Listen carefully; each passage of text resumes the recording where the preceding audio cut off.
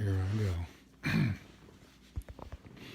So I played about 16 hours Last of Us Part 2, and so it's quite a roller coaster. I think the best word to describe this particular story is perspective. I liked how it toys around with different points of view, different characters. It's like that whole thing Kenobi says in Return of the Jedi. What I told you was true from a certain point of view. This game takes that and meshes it with the storyline. It's a little confusing at first, but you gotta let that story develop. I can already hear all the crybabies online going, but what about so and so? She did this and that. Yeah, well, you gotta play the story and understand why she did it. I'm not saying it was right, but usually when people have a grudge, it's for a reason. You know what I mean?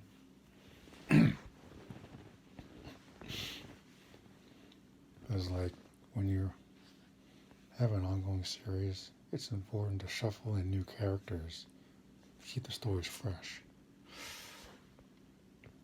I don't know if it's going to be a part 3, but there is actually kind of wouldn't mind some new characters being shuffled in. I don't know how you can toss around the infected thing without it getting stale, but I'm open to new stories, you know. Wherever Naughty Dog wants to tell, I'm down for it. But you'll never look at the original game the same way again after this. I haven't finished the game yet, but once you get to a certain point in the storyline, you'll never look at the main storyline the same way again. You won't. You just won't.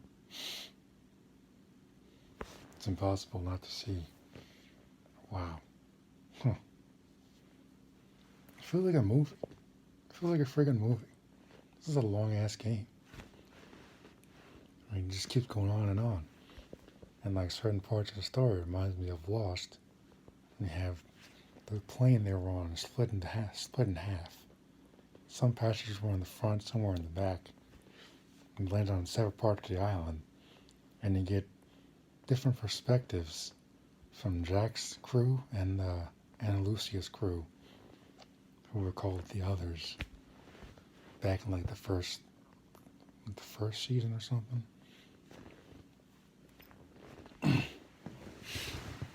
No, back when the show was actually decent.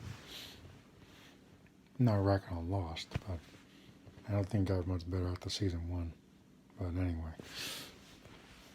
So yeah, perspective is definitely the best way to describe this particular story so far. I don't even think I'm halfway through the game at this point, honestly. I just keep going on and on. Most games I could finish on, like, the only other game that's really freaking long I can really think is probably The Witcher 3, Red Dead Redemption 2, and that's it. This is a long freaking game. I don't think I'm even halfway through.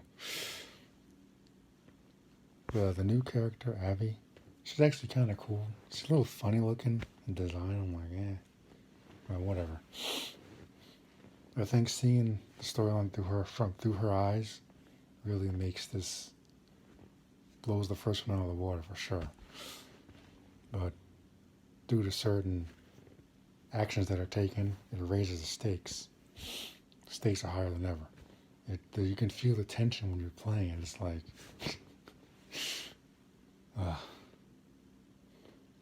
tell you, man, video games are so cinematic these days. Don't even need film anymore. You know what? The look of the PS5 and everything's going on. The graphics these days, the budgets for these games.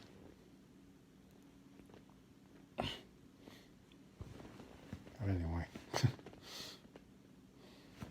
so it's a good game so far. The only thing I'm nervous about is how it ends. The ending is the thing that's kind of getting me a little nervous.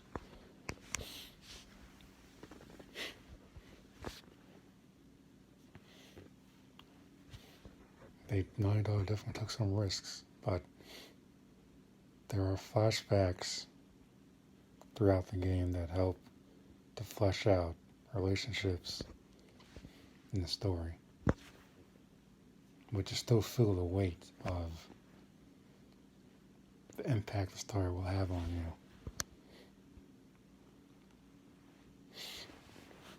I felt the weight for a little while, and then the flashback started and started to get back into a more cheerful mood.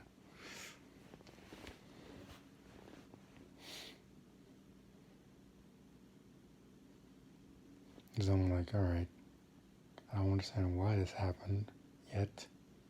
I'm like, I'll give it a chance to develop, because as a writer, I know telling stories from different perspectives helps the audience connect more with your characters, especially the new ones. You know, somebody goes like, oh, this character doesn't make any sense. Yeah, not in the beginning. But once you progress, she will make more sense.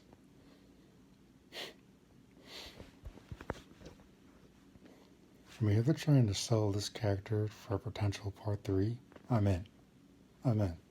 Like, I already know my favorite part of the game already.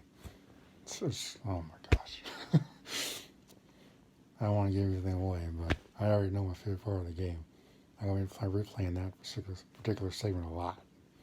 Especially in New Game Plus, because I found the flamethrower again. My favorite weapon from the first game. I found the flamethrower again. You have to explore. Actually explore to find different weapons.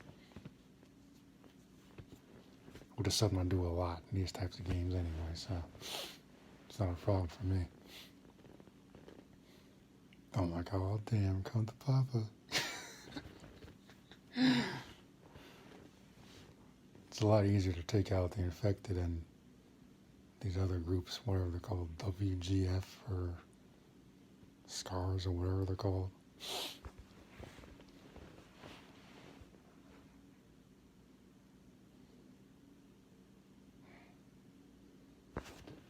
It kind of has a cheering for Abby at one point in the story. I'm like, wow, look at that. But I noticed that when Naughty Dog was advertising this game, they didn't show that much of this character and those other new characters, except for that first trailer. And they really didn't show up ever again.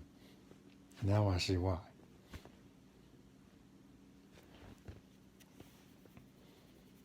It was kind of like separate storylines weaved into one. Instead of wasting everyone's time with DLC. If suppose they decided to just put it all in the main story and just divide it up. Smart. You get more gameplay out of it that way. I kind of like Abby as a character. I think she's kind of interesting, And don't forget, The Last of Us world, no one is safe. It's basically Game of Thrones. Nobody's safe. So, just go into the game knowing that keep an open mind. Keep an open mind when you go into the game. I understand that your favorite character might not make it. That's the best I can do without spoiling anything. Still a great game, and I look forward to playing it again, playing some more. I don't think I'm going to finish it even over this week. It's so expansive. It's very detailed and all that. Oh man, I can't wait to use that flamethrower again. Ugh.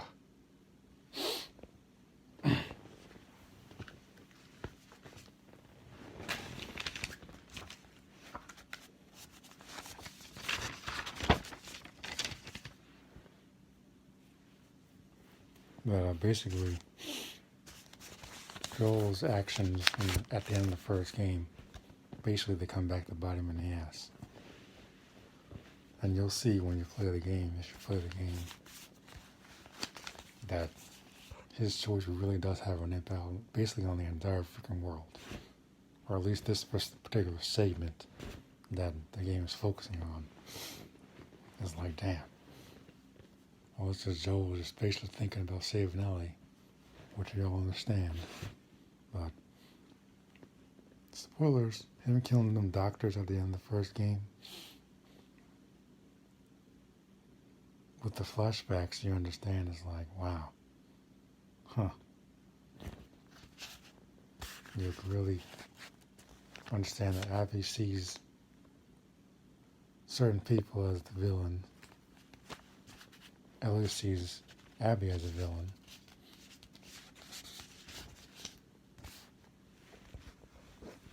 Or her group, rather. WZF, whatever they're called. So it's a lot of different points of view. So basically, no one's really good or bad. It really is a tale about vengeance and how far you're willing to go. And like I said, it really has a cheering on different characters than you would really expect. But I definitely recommend it.